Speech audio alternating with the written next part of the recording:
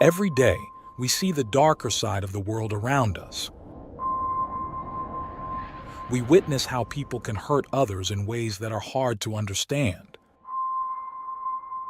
It's a sad part of life, but it's something we can't ignore. As someone who dives into the world of crime, I'm here to share the most shocking stories and try to understand what drives people to do such things. I'm Michael, and today, I've got another unreal true crime story for you. When police and paramedics arrived that March evening, the house was strangely quiet. The 911 call had been frantic, a voice begging for help, saying someone was in the basement. Inside, a faint smell of paint filled the air, and the door to the basement was slightly open, almost inviting them to look closer. As officers made their way downstairs, they stumbled onto a heartbreaking scene. Cara Rintala was sitting on the floor holding the lifeless body of her wife, Anna Marie Cochran. Both were covered in blood and streaks of paint. Cara was sobbing uncontrollably, muttering words no one could quite make out. Around them, spilled paint pooled on the floor, creating a chaotic and confusing picture. At first, it seemed like a terrible accident. Maybe Anna had fallen down the stairs. But as investigators started to examine the scene, strange details began to stand out.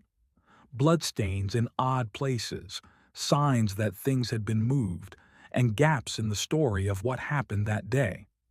Was this truly a tragic accident, or was there something much darker behind it?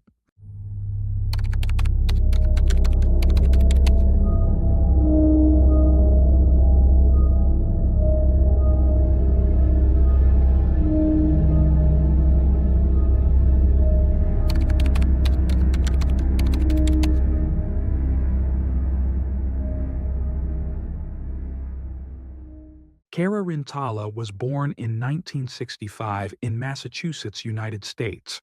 While little is known about her early life and family, she grew up in the small town of Granby, located in Hampshire County, near the city of Springfield. There, she pursued her education and became certified as an emergency medical technician, a career that allowed her to combine her passion for helping others with a desire to make a positive impact on people's lives. Cara later joined the local fire department, dedicating herself to serving her community. From a young age, Cara was known for her reserved nature.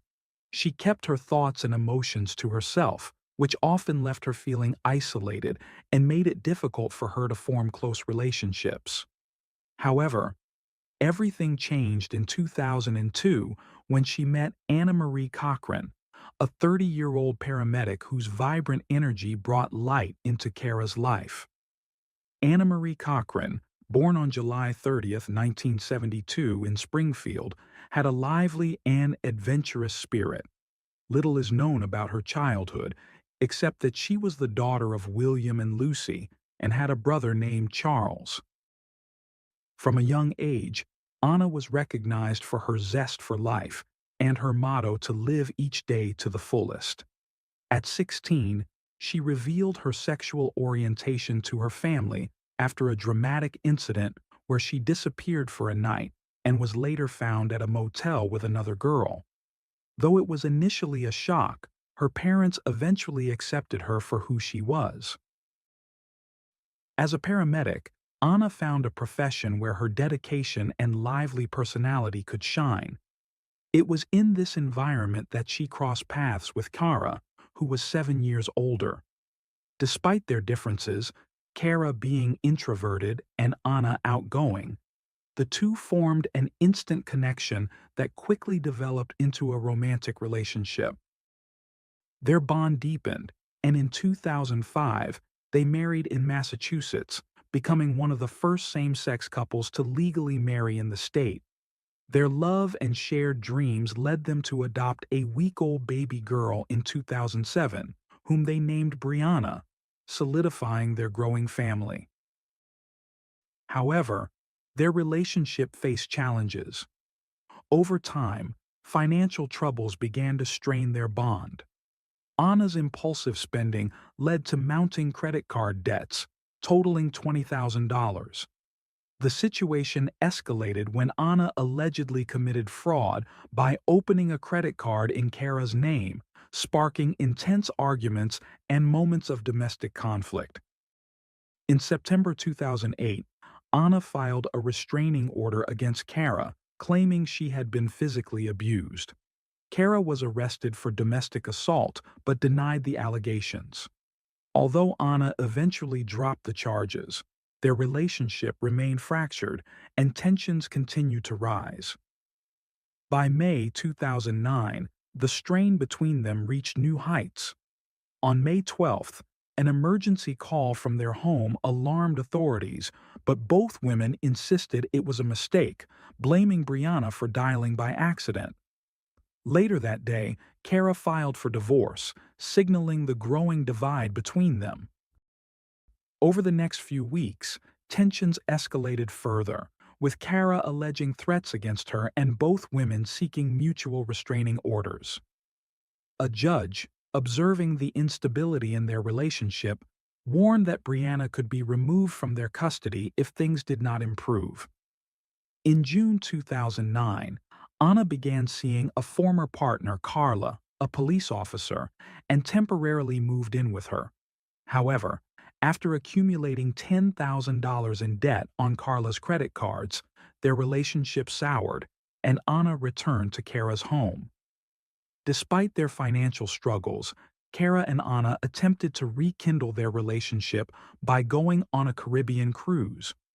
The trip, however, provided only a brief reprieve from their mounting problems. By 2010, their marriage was on the brink of collapse. Both women had started interacting with others outside their relationship, fueling jealousy and mistrust. Kara had a close friendship with a man named Mike, which sparked Anna's suspicion, while Anna formed a connection with a married co-worker, Mark. Anna's charm and manipulative tendencies allowed her to persuade Mark to provide her with several credit cards, on which she accrued $7,000 in debt. By late March 2010, their relationship had deteriorated beyond repair. On the night of March 28th, an argument erupted after Anna discovered that Kara had invited a male friend over while Anna was on duty. Heated text exchanges followed, with Anna threatening to leave Kara. The following evening, on March 29th, tragedy struck. Shortly after 7 p.m., Kara, holding her daughter Brianna, arrived at a neighbor's house in distress. She handed Brianna to the neighbor and urgently requested that they call emergency services, stating that Anna was lying in the basement. Kara then rushed back to her home, leaving behind a community that would soon be shaken by the unfolding events. Police and paramedics arrived at the Rintala residence within 3 minutes of the 911 call. Upon entering the home, an officer heard Kara's frantic cries and noticed that the basement door was slightly ajar. Descending the stairs, he encountered a scene of utter horror. Kara sat on the floor, sobbing uncontrollably, cradling the lifeless body of 37-year-old Anna in her arms. Both women were covered in blood and streaked with white paint. Amid the chaos, Kara was questioned at the scene. She explained to investigators that she had been out running errands with her daughter Brianna to give Anna some time to rest. According to Kara, Anna had come home around 8:30 a.m. after finishing her night shift. Despite a recent argument between them, they managed to have a peaceful family breakfast before Anna asked Kara to take Brianna out so she could sleep before her next shift. Kara claimed she left the house with her daughter around 3 p.m., making several stops in nearby towns and arriving at a shopping mall just before 5 p.m. While at the mall, Kara said she sent several text messages to Anna but received no replies, which began to worry her. After about half an hour, Kara left the mall and stopped at a fast food restaurant to buy a meal for Brianna. Still unable to reach Anna by phone, Kara grew increasingly distressed and rushed home around 7 p.m., only to be met with a nightmare. She described entering the house, finding Anna's body in the basement, and panicking. After taking Brianna to a neighbor's house for safety, she returned to the basement to hold Anna in her arms until emergency responders arrived. When asked what she thought had happened, Kara suggested that Anna might have fallen down the stairs. Initially, the scene seemed to support this theory. Anna was found near an overturned paint can, and some areas of spilled paint had already dried, while others remained wet. However, further examination revealed inconsistencies that hinted at something far more sinister. Forensic investigators noted that rigor mortis had already set in, suggesting Anna had been dead for several hours. Blood was found in multiple areas of the basement, even beneath a laundry basket, indicating the scene might have been staged. The paint, which had partially dried in some spots, appeared to have been deliberately poured over Anna's body at different times. These details began to raise serious doubts about the initial assumption of an accidental fall. The autopsy results, released a few days later, confirmed the worst. Anna's cause of death was strangulation. The medical examiner determined that someone had applied sustained pressure to Anna's neck for approximately 4 minutes, causing her death. Additionally, Anna had 23 recent bruises and multiple blunt force injuries to her head, indicating she had endured a violent attack.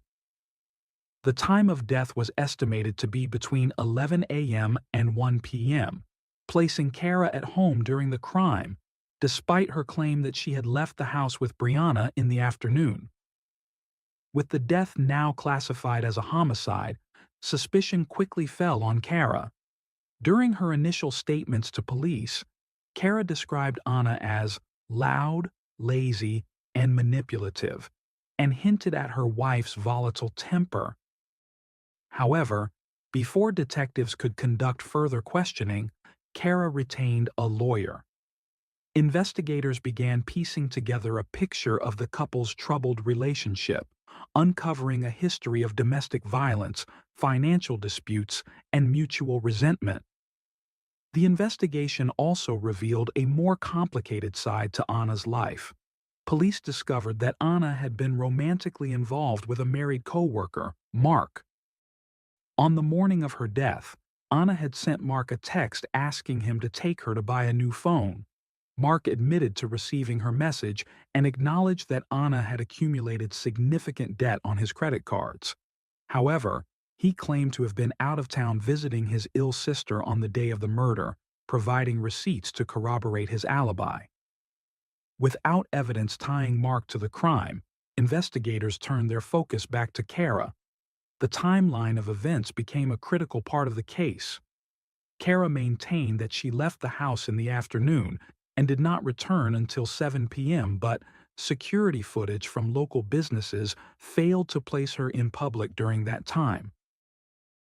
The paint covering Anna's body also raised questions. It was a specialized sealing paint that turned from pink to white within an hour of application.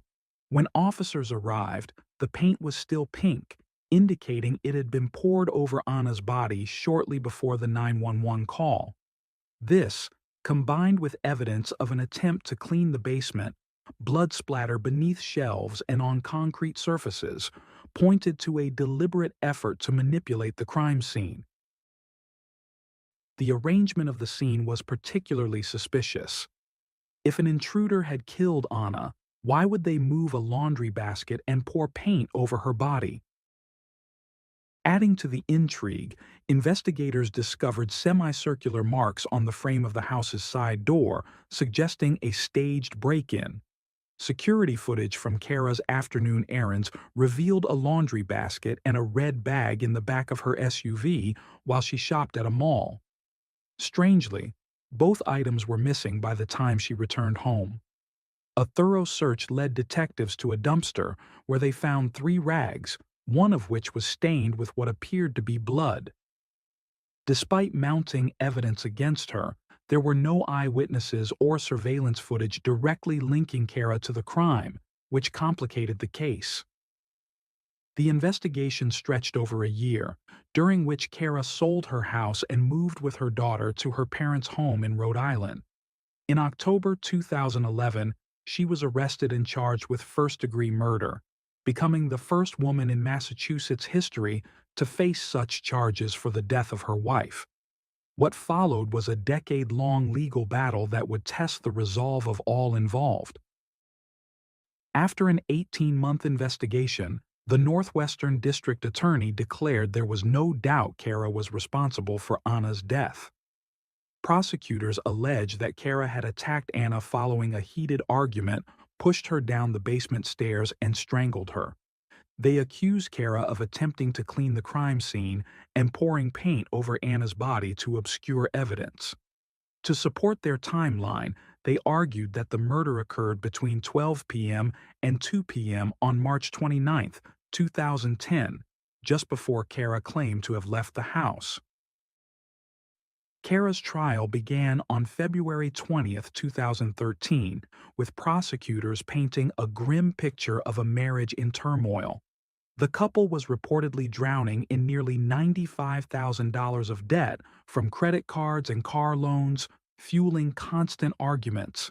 Explosive fights over custody, restraining orders, and allegations of domestic violence added to the tension.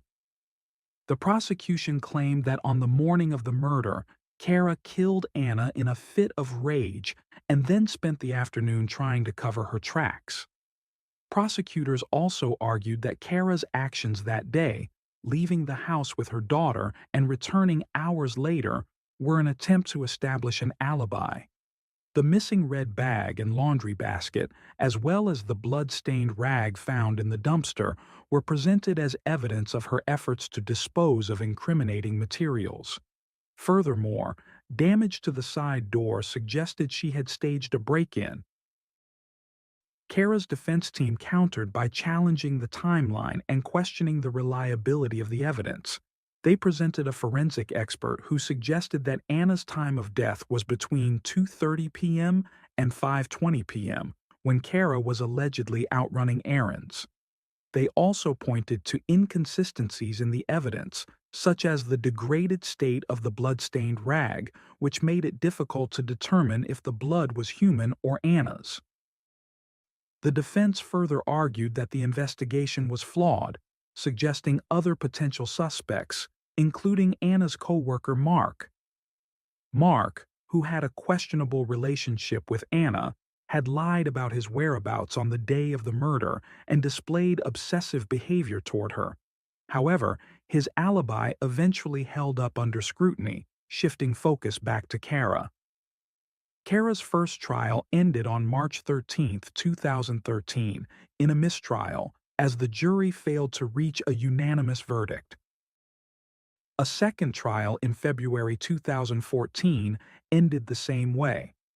After two hung juries, a third trial commenced in October 2016 with some changes.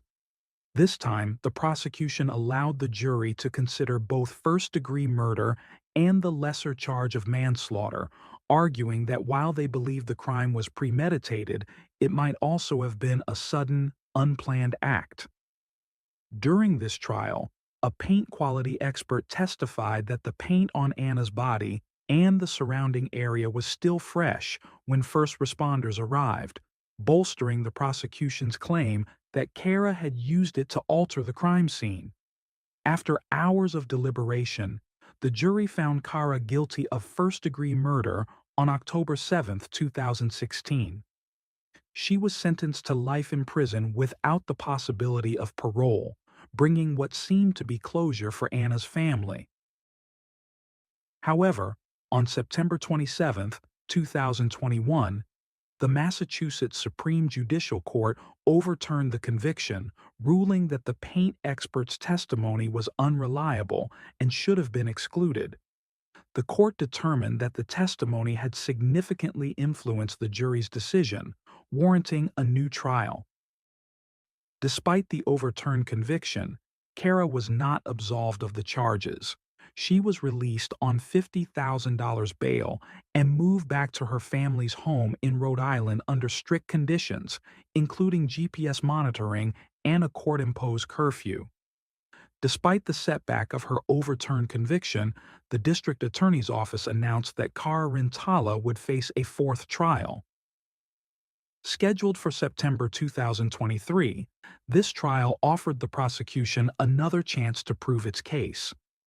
However, lingering doubts about the interpretation of evidence and the defense's focus on alternative suspects, such as Anna's co-worker Mark, continued to complicate the narrative. The state's insistence on pursuing the case, even after so many years, reflected its unwavering commitment to justice, not just for the victim, but also to uphold the integrity of the legal system. On September 13, 2023, Kara, still maintaining her innocence, returned to court for the fourth time. The tension in the courtroom was palpable as the trial unfolded. Finally, on October 5, 2023, the jury delivered its verdict. Kara Rintala, now 58 years old, was found guilty of voluntary manslaughter. Tears and murmurs filled the room as the judge revoked her bail, marking her second conviction in a case that had dragged on for over a decade. Following the verdict, an emotional Kara was handcuffed and taken into custody. Meanwhile, Anna's family expressed a sense of relief, believing justice had finally been served. Yet, the echoes of controversy surrounding the case persisted. A week later, during the sentencing hearing, prosecutors argued for a sentence of 15 to 17 years, emphasizing the violent nature of the crime and Kara's deliberate attempts to manipulate the crime scene. They detailed how Anna had suffered a slow and agonizing death by strangulation, a process that took several minutes. While the jury had determined the act was committed in the heat of passion, the prosecution insisted that it was calculated, pointing to Kara's efforts to obscure her actions. Prosecutors also highlighted the profound harm caused by the crime, particularly to the couple's daughter, Brianna, who was only 3 years old when her mother was killed. The defense, on the other hand, argued that Kara had already spent significant time behind bars, 7 years in total, and urged the court to impose a fair and reasonable sentence. They pointed to Kara's career as an emergency medical technician, her lack of a prior criminal record, and over 40 character reference letters that attested to her role as a devoted mother. In a particularly moving moment, Brianna, now 16 years old, delivered a heartfelt statement to the court. Her words captivated everyone in attendance as she spoke about the pain of losing her mother and the difficulty of being separated from Kara, the only parent she remembered. Through tears, Brianna described how her connection with Kara, forged through letters, phone calls, and visits during her incarceration, had sustained her. She recounted how her mother's release in 2021, after the overturned conviction, had transformed her life. Brianna shared how Kara's presence had helped her excel in school, join sports teams, and find hope again. Pleading with the judge, Brianna expressed her deep love for Kara and begged for her release, stating, "I need my mom. Having her back is everything to me." After hearing the testimonies and reviewing the letters of support, the judge delivered the final sentence on October 19, 2023. Kara Rintala was sentenced to 12 to 14 years in prison for the strangulation of her wife. The sentence was reduced by the 7 years Kara had already served since her initial conviction in 2016. Kara Rintala is now serving the remainder of her sentence at the Massachusetts Correctional Institution for Women. Over the years, her case has drawn significant public attention and has been the subject of documentaries such as At the Bottom of the Stairs and Descending into the Basement. The case of Anna Mariko and Kara Rintala remains a haunting example of how personal relationships can unravel into fatal violence. It underscores the complexity of human emotions and the devastating consequences of unresolved conflict.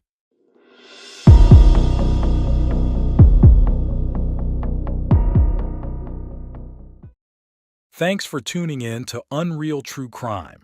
If you're intrigued by mysteries from around the world, check out our new channel, Latin Crimes, where we dive into the gripping true crime stories of Latin America. Don't miss out. Subscribe now for more thrilling investigations. Every day, we see the darker side of the world around us. We witness how people can hurt others in ways that are hard to understand. It's a sad part of life, but it's something we can't ignore. As someone who dives into the world of crime, I'm here to share the most shocking stories and try to understand what drives people to do such things. I'm Michael, and today, I've got another unreal true crime story for you. In the early hours of August 24th, 2016, a quiet neighborhood in Albuquerque, New Mexico, was shaken by desperate knocking on a neighbor's door. Michelle Martins and Fabian Gonzalez stood there, injured and panicked, claiming they had been attacked. Their story was chaotic and full of shocking details. But when the police arrived at their home, they discovered something far more horrifying than anyone could have imagined. What started as an ordinary night had turned into a nightmare. Questions about what really happened, who was responsible, and why it occurred would leave everyone stunned. As investigators dug deeper, the heartbreaking truth about what happened to 10-year-old Victoria Martins would shock the entire nation.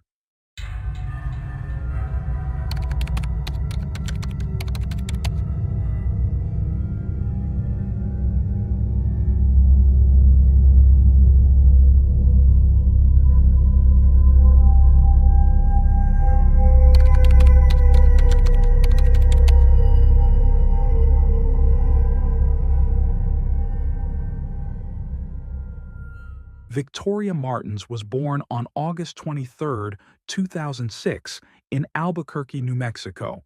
She was the daughter of Michelle Martins, a single mother who claimed that Victoria's father abandoned them before she was even born, refusing to meet his child at the hospital. When Victoria was just 3 months old, Michelle began a relationship with Jason Uring.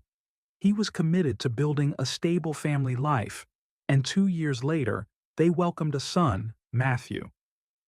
Jason later shared that he cared deeply for both his biological son and Victoria, who he described as a bright, loving child. However, following his separation from Michelle, staying connected with the children proved challenging. Victoria was remembered as a radiant little girl with a kind heart, a wide smile, brown hair, and light eyes. Her grandparents, John and Pat Martins, adored her and often called her their little queen. They cherished outdoor activities with her, frequently visiting a local park in Albuquerque where she loved to ride her bike, skate, or play. Victoria also had a passion for swimming and gymnastics, and her joyful personality made her well-loved among her peers.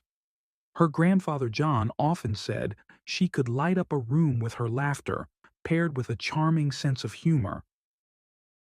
Although details about her family life were limited, there were signs that things began to unravel after Michelle and Jason parted ways. Michelle's personal life took a chaotic turn as she pursued numerous relationships, bringing various partners into her home. This raised concerns for Jason, who worried about the children's safety, though Michelle dismissed his concerns, asserting that he had no right to interfere in her life. In July 2016, Michelle met Fabian Gonzalez through an online dating platform. Their relationship progressed quickly, and Fabian moved into Michelle's home with her 2 children. Shortly after, Michelle introduced another individual into their lives, Jessica Kelly, Fabian's cousin, who was recently released from prison. Fabian insisted Jessica had nowhere else to go and convinced Michelle to let her stay temporarily. By early August 2016, Victoria and Matthew found themselves living with two strangers, one of whom had a criminal record. Victoria's once stable home life had become deeply troubled. Friends and relatives noted that Michelle had once been a responsible mother, but her judgment seemed to falter as her involvement with Fabian and Jessica deepened. Victoria celebrated her 10th birthday on August 23, 2016, unaware of the tragedy that would unfold in the early hours of the next day. On the night of August 24th, chaos erupted in their Albuquerque neighborhood. Michelle and Fabian frantically banged on a neighbor's door, visibly injured and bleeding, claiming they had been attacked with a metal bar by Jessica Kelly. They added that Victoria had also been assaulted. Alarmed, the neighbor called 911, prompting a swift response from authorities. When police arrived and entered Michelle's home, they discovered a horrifying scene. The smell of smoke led them to a closed bathroom door, and what they found inside was beyond comprehension. Victoria's lifeless body had been dismembered, wrapped in fabric, and set on fire. Even seasoned officers were unprepared for such a gruesome sight. Michelle, Fabian, and Jessica were immediately taken into custody. While Michelle's statements provided a basis for the investigation, her account was riddled with contradictions and inconsistencies. As detectives pieced together the events, one fact remained undeniable. Each of the three detainees had played a role in the horrific events that led to Victoria's death. Michelle's ever-changing stories added layers of complexity to an already devastating case, leaving authorities to sift through a web of lies and half-truths to uncover the truth. Initially, Michelle claimed that she and Fabian Gonzalez were attacked by Jessica Kelly, who allegedly stormed into their bedroom, shouting and repeatedly asking if they believed in God. According to Michelle, it was only when she tried to flee the house to get help that she heard Jessica scream that Victoria was no longer alive. However, her story began to shift as the hours passed. In a new version, Michelle stated that she and Fabian had left the house that night, leaving Victoria alone with Jessica, since Matthew was not home. When they returned, Michelle claimed to have found Victoria dead after accidentally ingesting methamphetamine that Jessica had left out on a table. According to this account, Fabian and Jessica then threatened to kill her if she tried to escape or report what had happened before deciding to dispose of Victoria's body. Given the glaring inconsistencies between her statements, detectives applied additional pressure, telling Michelle that Fabian was confessing everything in another interrogation room, a tactic designed to elicit a reaction. While Fabian was being questioned, he had not actually admitted to anything yet. Under mounting scrutiny, Michelle changed her story again, revealing a disturbing history of abuse toward her children.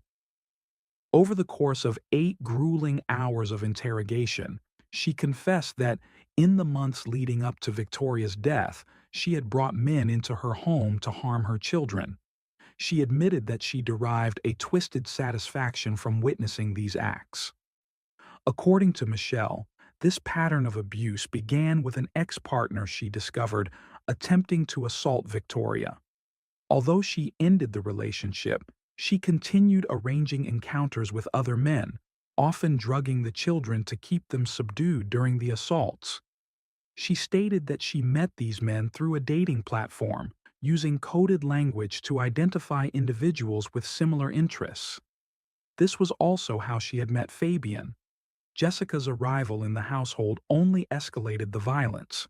Initially, Michelle denied knowing about Jessica's role in the abuse, but she eventually admitted that both Fabian and Jessica had assaulted Victoria on multiple occasions in the days leading up to her death.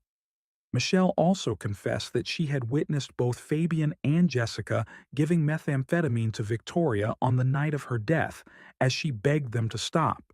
She further admitted to watching Jessica attack Victoria with a knife, but did not intervene.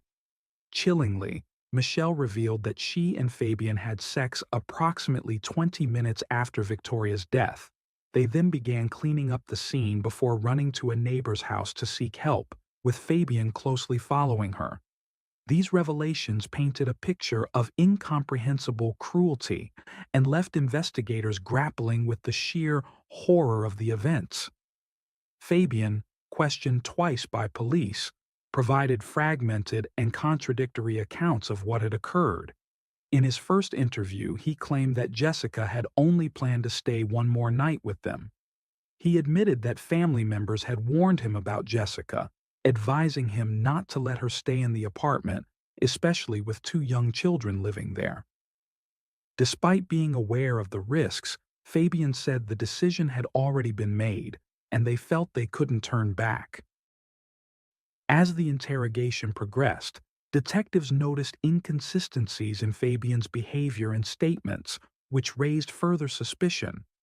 For example, Fabian described how he and Michelle fled the apartment after being attacked, without making any effort to rescue Victoria or return for her, despite claiming to be concerned for her safety. Instead of asking about Victoria's well-being, Fabian seemed preoccupied with whether the police had spoken to Michelle. In his second interview, Fabian gave a different and less detailed account of the events, which not only contradicted his earlier statements, but also failed to align with Michelle's evolving narrative. After continued questioning, Fabian eventually admitted to witnessing Jessica attack Victoria with a knife, while Michelle allegedly pleaded with them to stop. Fabian eventually admitted, seemingly with remorse, that he should have intervened to protect Victoria. However, he justified his earlier lies as a reaction born out of fear. He also claimed that the injury to his eye was caused during his alleged fight with Jessica. Later, this was proven false. The injury had resulted from an unrelated incident, further undermining his credibility. Investigators noted that Fabian's ever-changing statements and omissions hindered their ability to reconstruct the events, pointing to an attempt to manipulate and evade responsibility. Jessica Kelly's testimony, on the other hand, shocked investigators due to its stark contrast with the accounts of Fabian and Michelle. She claimed that while she and Victoria were in the apartment, under the influence of drugs, an unknown man with a Mexican accent broke in. According to Jessica, this man was responsible for Victoria's death before fleeing the scene, but not before threatening her life if she didn't dispose of the body. Some media outlets speculated that the man had warned her to handle the body or face severe consequences. Other reports suggested that he might have been someone Fabian had met in prison and who had come to settle a score. Jessica claimed that Fabian and Michelle returned to the apartment after the incident, and it was then that she and Fabian began cleaning up and disposing of the remains. However, this account introduced a new, unidentified suspect whose existence could not be corroborated. Efforts to verify Jessica's story revealed that no neighbors reported seeing a stranger that day.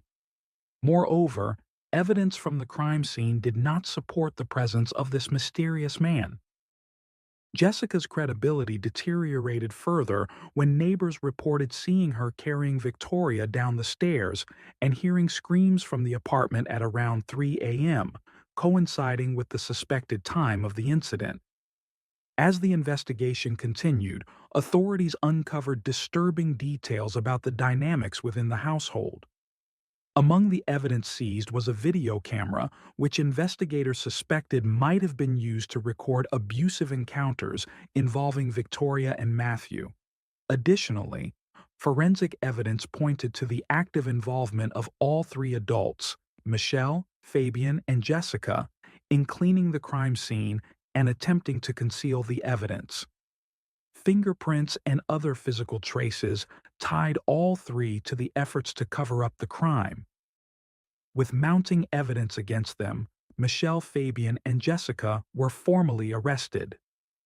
each faced a $1 million cash-only bail. Michelle was charged with child abuse resulting in death, while Fabian and Jessica faced not only the same charge, but also additional allegations of sexual abuse and murder. At their preliminary hearing on September 16, 2016, all three pleaded not guilty to the charges. The judge, however, ordered them to have no contact with one another, ensuring that no collusion or interference could take place as the case moved through the courts. Detectives continued their efforts to piece together the tragic chain of events leading to Victoria's death. Evidence was closely guarded to protect the integrity of the investigation and the judicial process. In November 2016, an autopsy report was revealed during another preliminary hearing, sending shockwaves through the community. The report confirmed that Victoria's cause of death was asphyxiation caused by pressure applied to her neck. Additionally, she had suffered sexual assault and multiple stab wounds. Toxicology tests, however, showed no presence of illegal substances in her system, directly contradicting Michelle's earlier claims that Victoria had been forced to consume drugs that night. DNA analysis of samples taken from Victoria's body, clothing, a trash bag, sheets, and a knife yielded surprising results. While male DNA was detected, it was insufficient to identify a specific suspect. The testing did confirm that Fabian's DNA was absent, which led investigators to believe that the thorough cleaning carried out by the suspects had effectively destroyed critical evidence. This lack of conclusive forensic results caused significant delays in the case. In January 2017, a new prosecutor took over Victoria's case, expressing concerns about the mishandling of the initial investigation and subsequent legal proceedings. Determined to ensure no stone was left unturned, the prosecutor assembled a new team of investigators to re-examine the case. This renewed effort aimed to uncover overlooked evidence and finally bring clarity to the events that led to the heartbreaking death of Victoria Martins. In the months following the tragedy, investigators conducted hundreds of interviews, meticulously piecing together every detail in an effort to understand how events unfolded and what could have been done to prevent them. By May, prosecutors petitioned the court to hold separate criminal trials for the three defendants to ensure fairness in each case. The motion was granted, with Michelle's trial scheduled first, followed by Fabian's and then Jessica's. However, significant delays arose due to various complications, while police work continued to uncover critical evidence. A thorough review of earlier procedures revealed evidence that contradicted the narratives provided by all three defendants. Phone records showed inconsistencies in their claims about their activities on the night of Victoria's death. Judicial documents revealed that the trio had used their phones before and after the incident, communicating with each other and with other individuals. GPS analysis further demonstrated that neither Fabian nor Michelle was in the apartment at the estimated time of the crime, casting further doubt on their statements. Authorities reconstructed the timeline of events leading up to Victoria's death, analyzing movements between the afternoon of her 10th birthday and the fatal early morning hours. Victoria arrived home by bus around 4 p.m., at which time Fabian and Michelle were not at the residence. The couple returned briefly and left again multiple times throughout the evening. Their final return occurred shortly before their confrontation with Jessica. Detectives concluded that at least one of their outings was to purchase drugs, explaining why Victoria had been left alone with Jessica. This new information prompted investigators to send DNA samples to an advanced laboratory in Florida for a more precise analysis. The results led to some charges against Michelle and Fabian being dropped, as evidence confirmed they were not in the apartment at the time of Victoria's death. However, The most shocking discovery from the Florida lab validated one of Jessica's most controversial claims, the presence of an unidentified man. This revelation opened new investigative avenues and ran parallel to the ongoing court proceedings. Jessica's trial was the first to conclude. In September 2018, a judge rejected a proposed plea deal. By January 2019, Jessica was cleared of sexual abuse charges due to a lack of forensic evidence. However, fingerprints found at the crime scene tied her to key actions, including handling items used in the aftermath of Victoria's death. Jessica admitted to cleaning up and trying to flee the scene, attributing her actions to guilt and paranoia fueled by drug use. She even described waking Fabian in the middle of the night to read Bible passages to her in an attempt to calm her hallucinations. In a surprising turn, Jessica accepted a plea agreement in which she admitted to reckless child abuse resulting in death. In exchange, other charges were dropped, and she agreed to testify against Fabian and the unidentified man if he were ever brought to justice. In April 2022, Jessica was sentenced to 50 years in prison with 6 years suspended, leaving her to serve 44 years behind bars. Upon release, she will face 5 years of probation. Fabian's trial faced repeated delays and an unusual development. In November 2019, he was released on probation. The court determined there was insufficient evidence to prove he posed a societal danger. His first hearing took place in July 2022. During the trial, Jessica testified against him as part of her plea deal, recounting the entry of the unidentified man into the apartment and Fabian's subsequent role in cleaning and dismembering Victoria's body. She revealed that, in her drug-induced panic, she had even considered killing both Fabian and Michelle before burning down the apartment. The prosecution focused on proving Fabian's role in tampering with evidence. A forensic scientist was called to testify, presenting findings from over 80 pieces of evidence. Although Fabian's fingerprints were only found on a mop, suggesting his involvement in cleaning the scene, prosecutors argued he bore responsibility for Victoria's death. Jessica's testimony and the physical evidence painted a picture of Fabian's participation in the aftermath, though questions remained about his precise role in the crime itself. As a result, prosecutors requested that the charge of child abuse be classified as a violent felony, which would require Fabian Gonzalez to serve at least 85% of his sentence before becoming eligible for parole. The defense argued against this, claiming that Fabian should not be held responsible for the crime.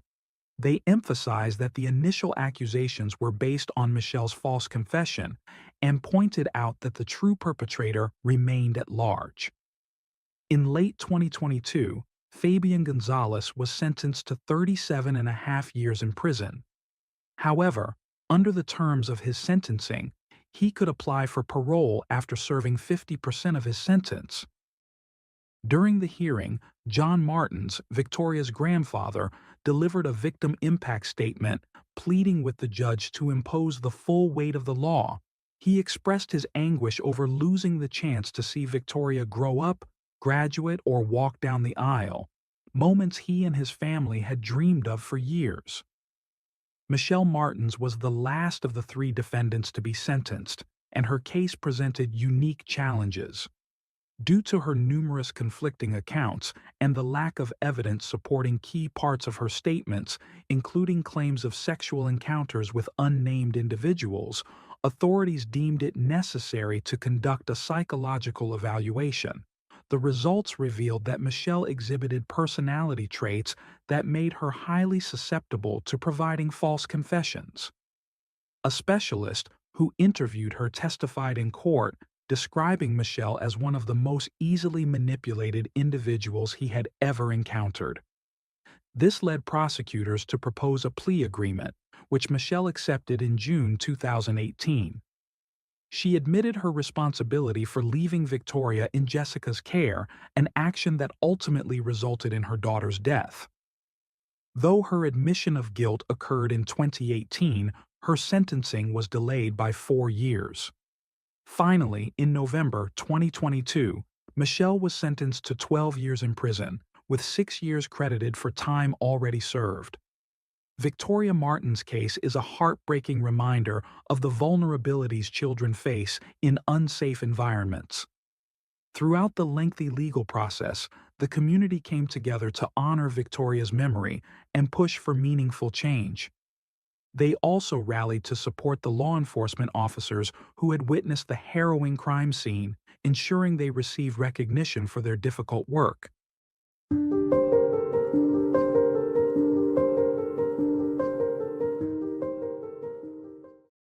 Thanks for tuning in to Unreal True Crime. If you're intrigued by mysteries from around the world, check out our new channel, Latin Crimes, where we dive into the gripping true crime stories of Latin America. Don't miss out. Subscribe now for more thrilling investigations. Every day, we see the darker side of the world around us. We witness how people can hurt others in ways that are hard to understand. It's a sad part of life, but it's something we can't ignore. As someone who dives into the world of crime, I'm here to share the most shocking stories and try to understand what drives people to do such things. I'm Michael, and today, I've got another unreal true crime story for you.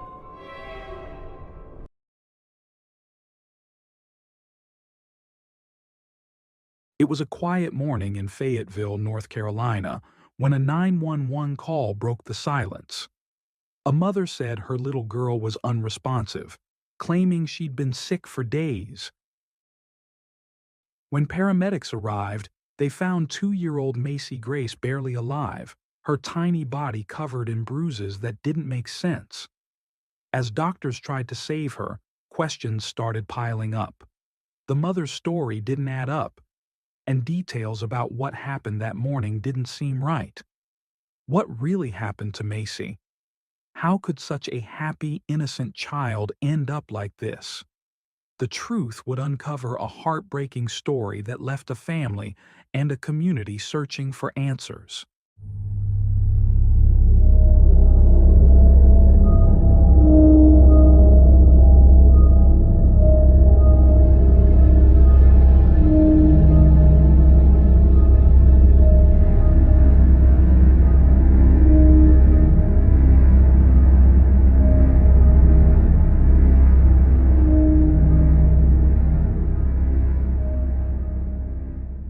Macy Grace entered the world on December 14, 2012, bringing joy to her parents, Jeannie and Kevin.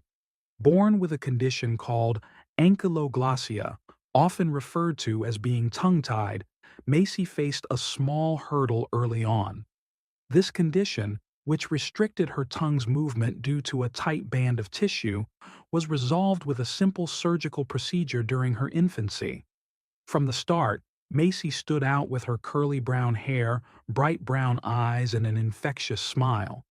She was a lively and happy baby, often found chasing butterflies or playing with her favorite dolls.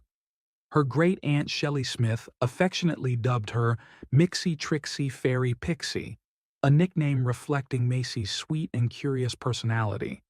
Macy adored the movie Frozen, loved splashing in the pool, and had a special bond with Shelley's dog Bourbon. Videos of her childhood captured moments of love and laughter, Macy giving an animated lecture to her uncle in baby talk, stealing and returning her dad's ball cap, and gleefully riding a Ferris wheel for the first time.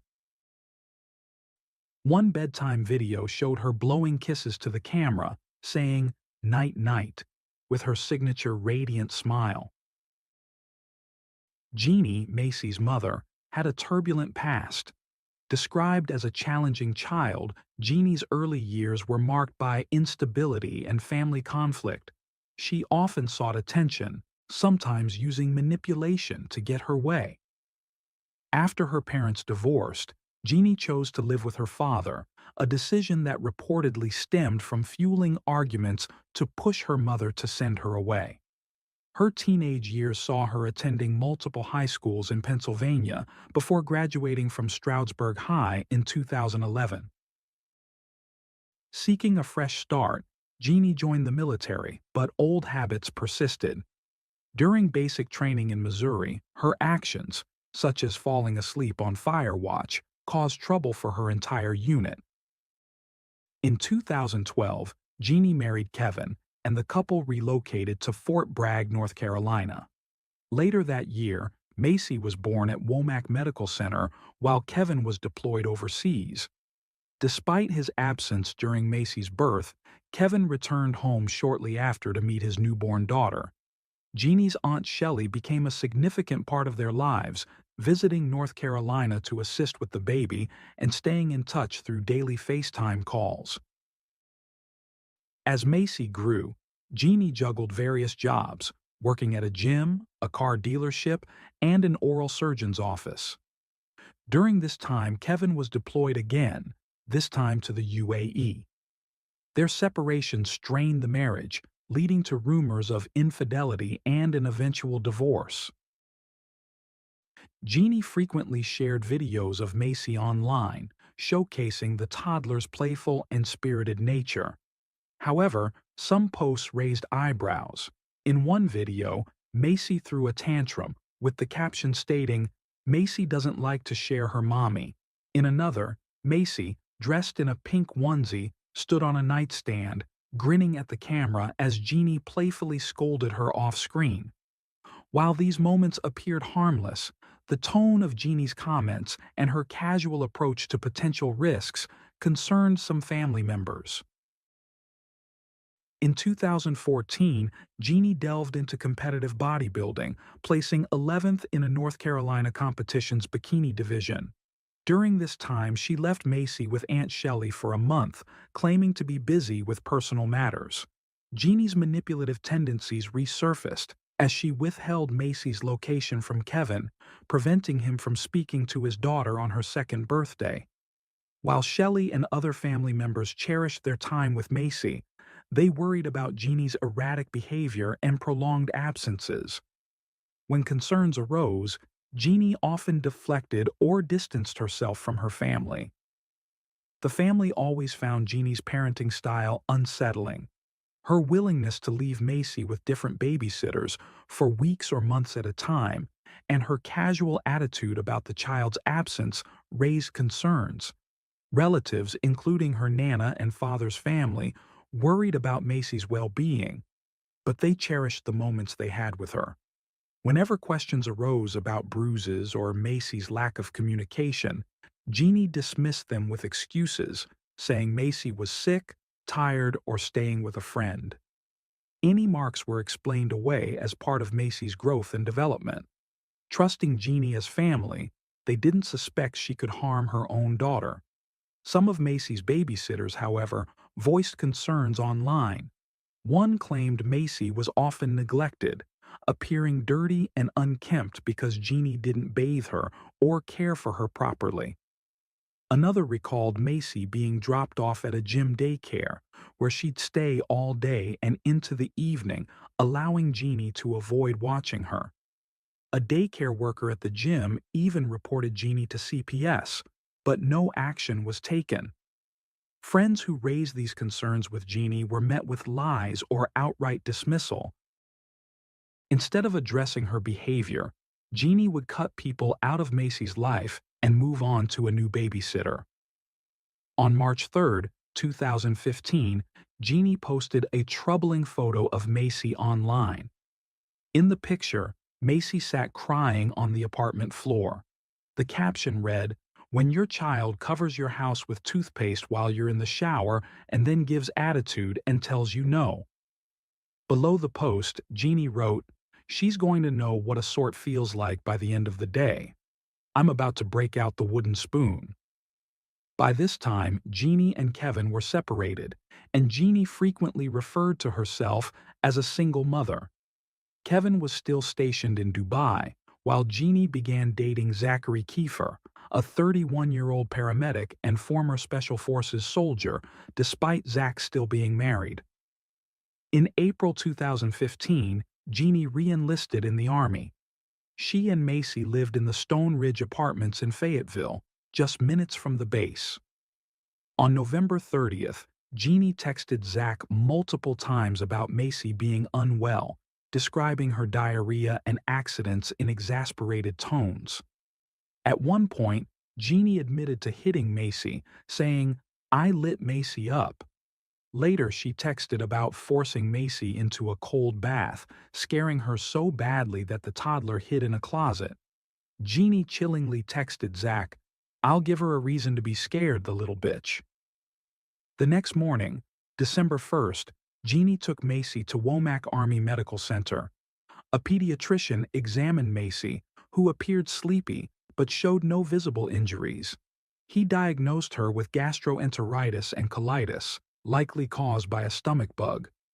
That evening, Jeannie texted Zach, complaining about Macy's sickness and messiness, saying she gave the child a large dose of melatonin and made her stand in the corner until she fell asleep. Later, she would tell officials that Macy slept through the night and woke briefly the next morning. On December 2nd, Jeannie's account of what happened to Macy became a web of inconsistencies. She called Zach, claiming Macy was sick and asking him to check on her. When Zach arrived, he reportedly heard Macy making strange noises and found her vomiting through her nose, her limbs flailing as if oxygen deprived. Zach tried to clear her airway and told Jeannie to call 911. Jeannie's demeanor during the 911 call was unsettlingly calm. She described Macy's breathing as faint and claimed the child had been vomiting in her sleep. Despite the dispatcher's insistence, Jeannie hesitated to provide necessary details and claimed to be outside the apartment for better reception. First responders arrived to find Macy unresponsive and cold to the touch, with a body temperature of 92 degrees. At the ER, as her body warmed, bruises began to surface. Macy had injuries on her neck, marks resembling a handprint and fingernail scratches, and patches of missing hair. She was transferred to UNC Hospital in Chapel Hill, where doctors confirmed severe brain injuries. Tragically, Macy's condition was beyond recovery. As authorities investigated, they discovered glaring discrepancies in Jeannie and Zach's stories. Macy, who had supposedly been sick in pajamas, arrived at the hospital in a new dress with price tags still attached. Her braided hair suggested she'd been groomed after falling unresponsive.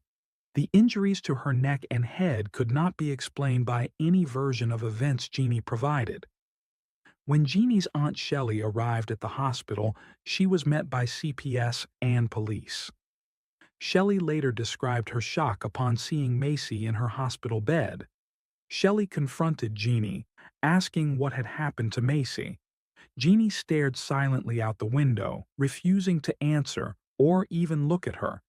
Jeannie insisted Macy had been sick and suggested that the paramedics and doctors caused the injuries. Shelley, disbelieving, accused her directly. "You did this.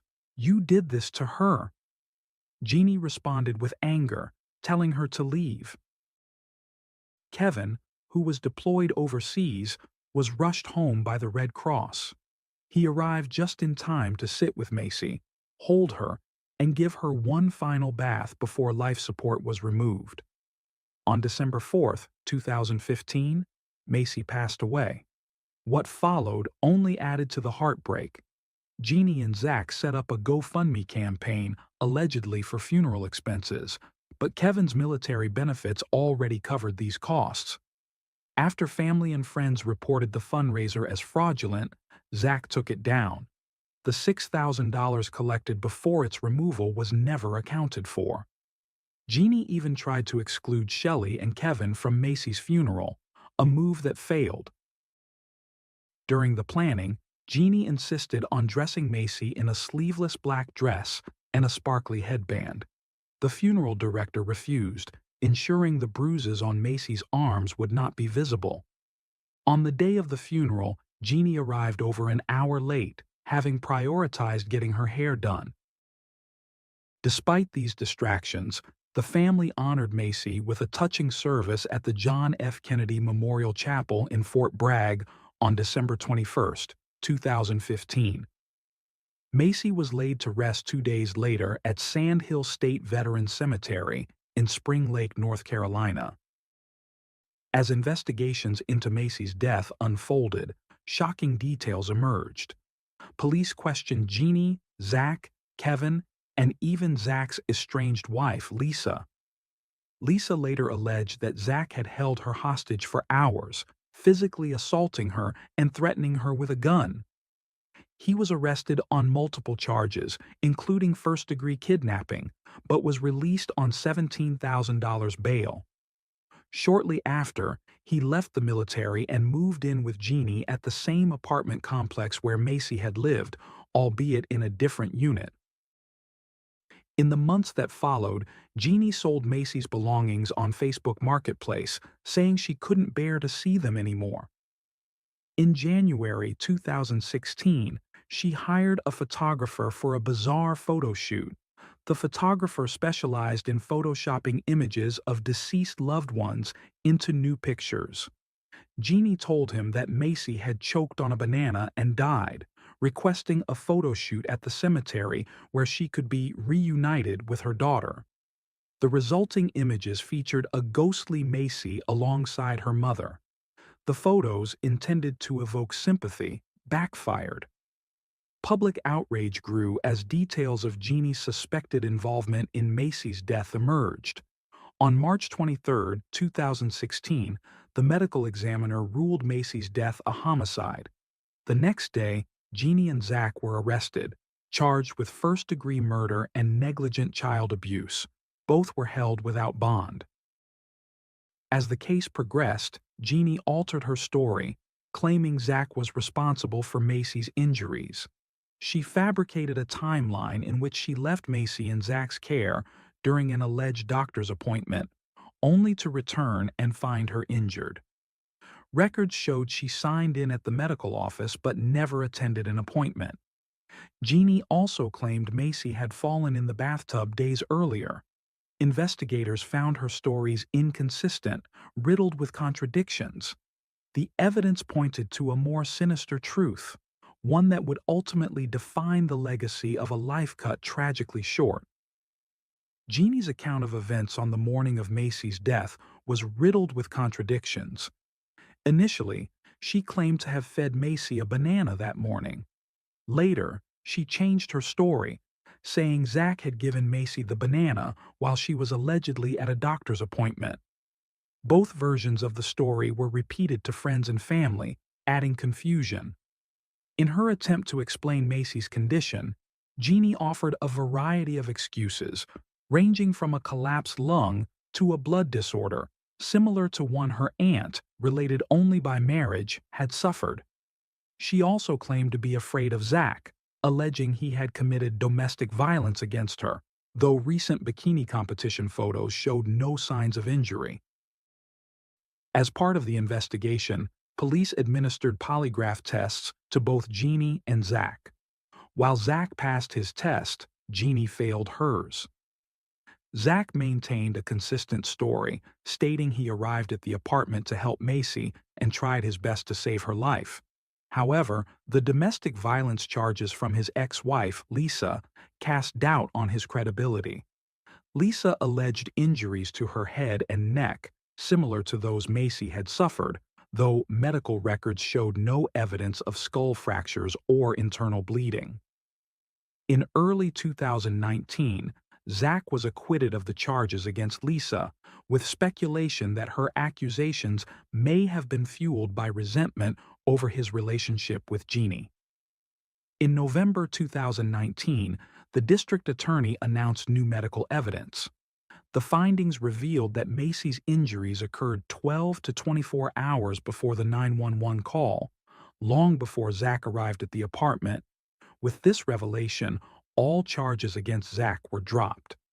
Macy's family largely supported this decision, believing Zach was innocent and had been manipulated by Jeannie. After spending 44 months in jail, Zach was released and expressed a desire to focus on his daughter with Lisa. However, social media updates suggested he was no longer part of her life. Jeannie's trial began on March 9, 2020. Her defense argued that Zach was responsible for Macy's injuries and that Jeannie lied out of fear of him. The prosecution countered that Jeannie was solely responsible for Macy's death. Witnesses described Jeannie's unsettling behavior while Macy was hospitalized. A nurse testified that Jeannie showed little emotion, a stark contrast to most parents in similar situations. Another nurse practitioner recalled Jeannie appearing happy during a discussion about removing Macy from life support. When told her daughter wouldn't survive, Jeannie reportedly responded, "Well, I guess that makes me a bad fucking mother." The medical examiner's testimony painted a grim picture of Macy's final hours. She had suffered at least 30 blows to the head, causing scalp hemorrhages, cerebral edema, and bleeding in her brain. Macy also had extensive injuries to her body, including bruises consistent with being struck by an electrical cord, healing liver lacerations, and cuts inside her mouth. A clump of her hair was found in the bathtub drain, suggesting it had been forcibly removed. While blunt force trauma was listed as the official cause of death, the examiner noted that smothering or drowning could not be ruled out.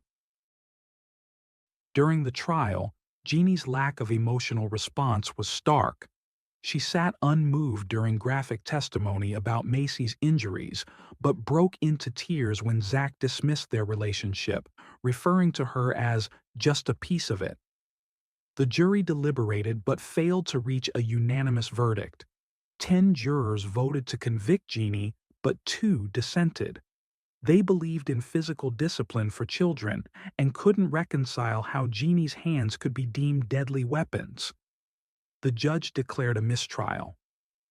After the mistrial, the case underwent significant changes. Though Jeannie remained in jail on a $300,000 bond, her time behind bars seemed uncertain as her legal saga continued. In April 2021, Jeannie was offered a plea deal for second-degree murder, but she rejected it, stating she would only plead guilty to lesser charges like felony child abuse, interfering with a police investigation, and accessory. When asked what she meant by accessory, Jeannie refused to clarify and insisted she would rather face trial. Her next trial was scheduled for November 2021. However, days before it began, Jeannie's attorney filed a motion requesting that the court reinstate the original 2018 plea deal, which would allow her to be released with time served. The judge appeared sympathetic to Jeannie, believing she was more of a victim, and approved the motion. While district attorney appealed the decision to a higher court, the judge lowered Jeannie's bond and released her on an unsecured $25,000 signature bond just before Thanksgiving. In an interview, Macy's grandmother, Tina Goodwin, stated, "We will fight for our last breath until this baby gets the justice she deserves." Both Tina and Aunt Shelley remain deeply concerned that Jeannie could harm someone else if left unchecked. Their concerns seem justified. After Macy's funeral, Jeannie continued to cause turmoil. Macy was buried in a military cemetery, and typically, both parents' names and ranks are listed on the headstone. However, Jeannie convinced officials that she needed protection from Kevin, claiming he didn't care enough to attend the meeting to choose Macy's headstone. In truth, Kevin was advised to stay away from Jeannie for legal reasons. As a result, Jeannie ensured only her name appeared on Macy's headstone. By the end of 2022, Kevin and Jeannie finalized their divorce. Soon after, Jeannie adopted a new identity, going by Jenna, and began dating again. Her online dating profile stated, "I've been through hell. I have a past, but I have a present and a future. I'm upfront and honest, and I don't want someone who's not understanding. Let's do life together." In addition to changing her name, Jeannie altered her appearance with cosmetic tattoos, lip injections, and other procedures. In November 2023, she gave birth to another baby girl. Despite never being found guilty of a crime, Jeannie retains custody of the child. Since Macy's death, Aunt Shelley has been an unwavering advocate for justice.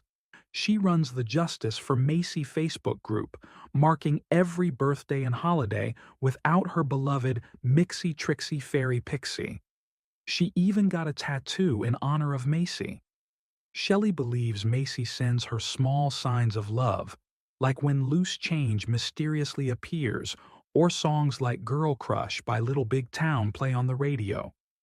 Shelley often posts tributes to Macy online. One message read, "It's been a long time. Everyone moves on, but for those who truly loved you, we're still holding on. We talk about you daily. We think of you 1,000 times a day. We celebrate your life and mourn your death. If wishes were hugs, you'd be covered in them. If wishes were enough, you'd still be here. There's never a day your name isn't spoken. Never a day you aren't missed. Missing you now more than ever."